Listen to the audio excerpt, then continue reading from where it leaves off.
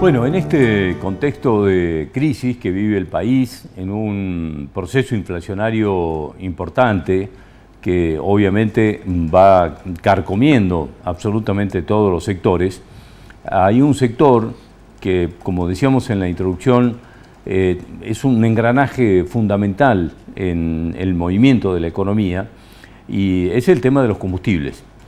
Y hay una suerte de crisis de rentabilidad en las estaciones de servicio. Por eso hemos invitado hoy a Manuel Pérez. Él es el presidente de la Cámara de Estacioneros, de Servicios, de Expendedores. Es más largo el título de la Cámara, pero bueno, se lo voy a resumir así, porque queremos conocer efectivamente qué está pasando y si en esto se ve alguna luz al final del túnel. Sabemos todos que este tipo de situaciones en procesos electorales tiende a agravarse o por lo menos genera bastante incertidumbre. Manuel, gracias por venir, muy amable. Gracias a ustedes por la invitación. Bueno, ¿están con una crisis de rentabilidad en el sector, entre otras cosas, o es solamente eso? En realidad tendríamos que decir que estamos sintiendo un poco más intensivamente la crisis que en general está viviendo el país. Desde el punto de vista de nuestro sector, sabido es de que desde la salida de la pandemia, el precio del combustible es un producto que tiene una determinación de carácter política, no es el valor que surge de las reglas económicas, es un importe que lo determina fundamentalmente el Gobierno Nacional con la Secretaría de Energía y las compañías petroleras. En ese entorno se viene manejando un precio que se traslada al mercado interno muy por debajo de los índices de inflación. Esto, sin hacer muchos números, dice que, o marca, que en los 2 últimos años nuestros ingresos que están en función del precio del combustible vienen por la vereda caminando y nuestros costos, que son la mano de obra, la energía, todos los gastos, vienen en un auto de carrera más o menos. Eso determina que en lo que va del año, por ejemplo, en los 6 meses, el combustible aumentó un 30, un 31, un 32% de acuerdo al producto que se trate, y el índice de inflación superó el 50%. En términos generales, el atraso que tiene el precio del combustible se puede estimar en cuánto. La verdad que es un poquito odioso, realmente no estamos en condiciones de decir cuánto debiera ser o cuánto es el atraso o cuánto debiera ser el precio del combustible, porque eso funciona en un entorno altamente influenciado por decisiones políticas que distorsionan la comparación. Si los comparamos con los países vecinos, bueno, hay una marcada diferencia. También respecto del componente impositivo que tienen los combustibles, hay un atraso, hay un impuesto que es el impuesto que tiene el combustible, que desde el primer trimestre del 2022 no se actualiza. Es el impuesto al dióxido de carbono y a la transferencia de combustible, que por decreto debiera actualizarse trimestralmente. Desde el primer trimestre del 2022 no se actualiza. Eso solo significaría un atraso de un 25, un 30% del precio del combustible si es que se actualizara solamente el impuesto. Y bueno, eso sin hablar de el precio que debiera tener y que normalmente lo determina el Poder Ejecutivo con la petrolera. Nosotros... Hoy en día, ¿cuál es el componente impositivo del precio final del combustible? ¿Cuánto es impuestos de ese precio? No tengo el número exacto porque depende de la provincia, depende de la ubicación, pero cerca del 50%, bueno, el 21% es IVA. Sí. El impuesto al dióxido de carbono supera el 20, el 21%, y hay una tasa, el impuesto a la transferencia de combustible, que es el 2%, más las tasas municipales, más el impuesto provincial. O sea que en un litro de combustible algo más del 50% es impuesto. Es impuesto.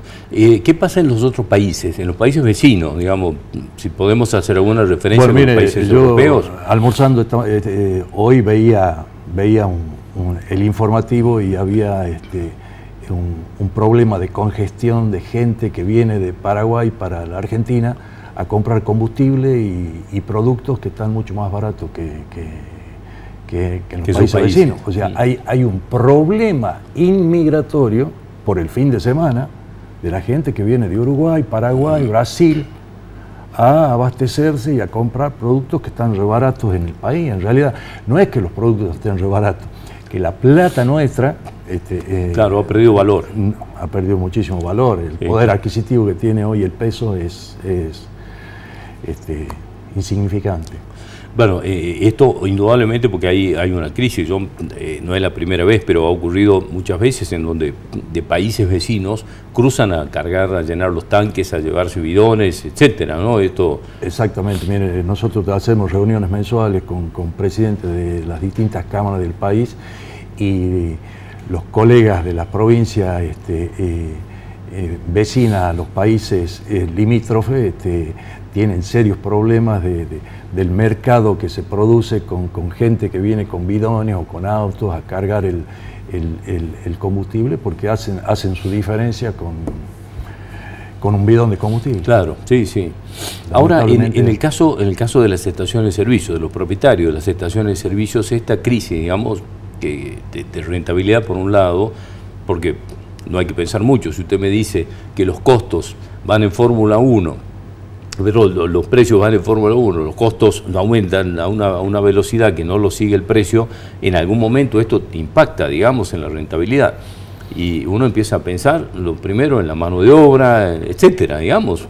En algún momento se tienen que empezar a bajar los costos. Bueno, mire, hay casi un concepto generalizado que a nosotros nos identifican con la bandera que representamos. Y realmente las estaciones de servicio son pymes que pertenecen a empresas familiares de la ciudad. O sea que algunos son pertenecientes a reconocidas familias que siempre han tenido estaciones de servicio y que se transmiten de generación en generación.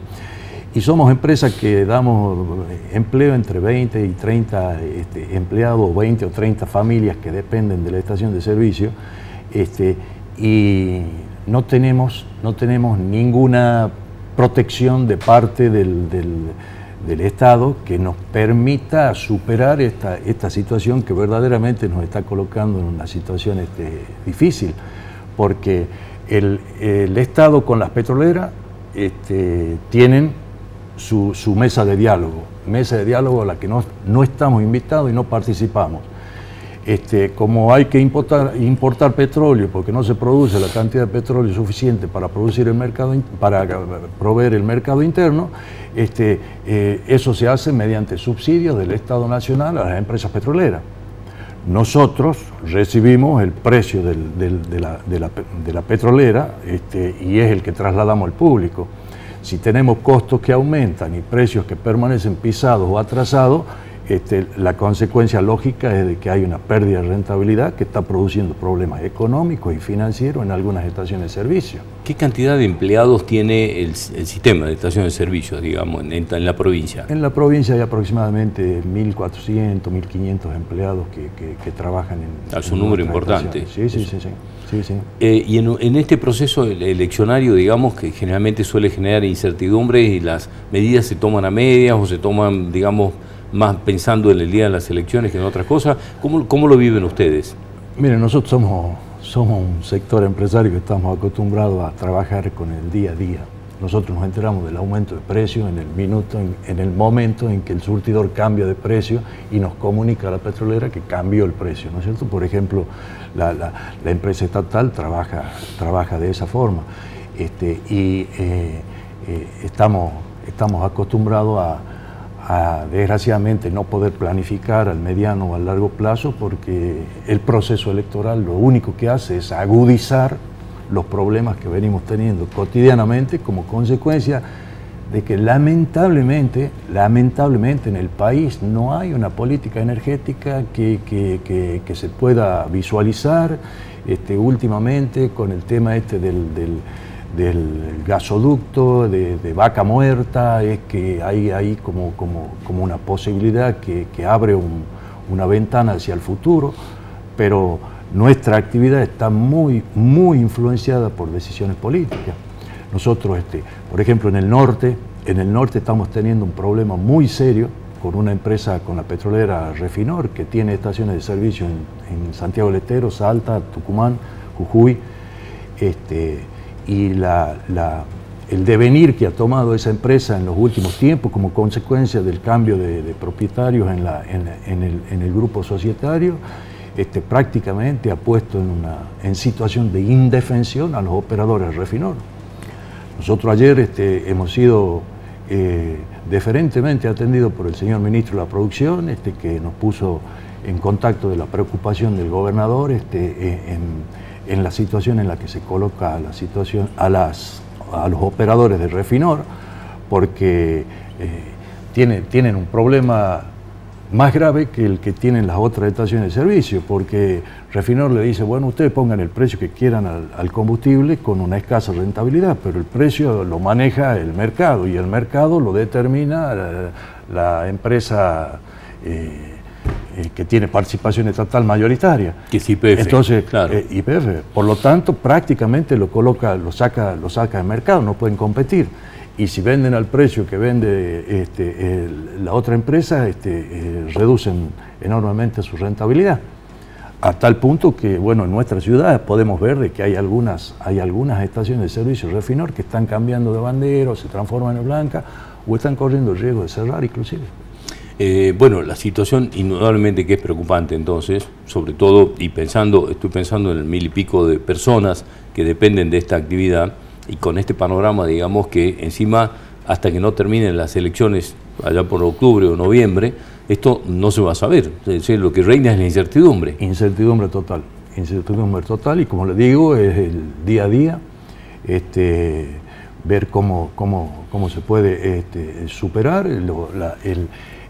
Nuestro volumen de venta se mantiene, no hay grandes variaciones respecto a los volúmenes de venta que tenemos normalmente, pero si vendo el mismo volumen y el precio no aumenta en la misma proporción que aumentan nuestros costos, el resultado es demasiado obvio y produce una serie de descapitalización o de pérdida de rentabilidad de los propietarios de las estaciones de servicio, que pone en peligro la actividad. Que pone en peligro fundamentalmente la mano de obra, la actividad, el trabajo, la inversión, que creo que debe preocuparnos, ¿no? Manuel, le agradezco mucho informarnos de todo esto, queríamos conocer un poco más en detalles el panorama, así que gracias por aceptar la invitación. A ustedes por la invitación. Hasta cualquier momento. Enseguida seguimos en Cadena 365 Televisión. Hoy vamos a hablar con un precandidato a diputado nacional, y hoy vamos a estar hablando con gente que hace mediciones y que analiza un poco el comportamiento de la sociedad frente al acto electoral. Ya volvemos.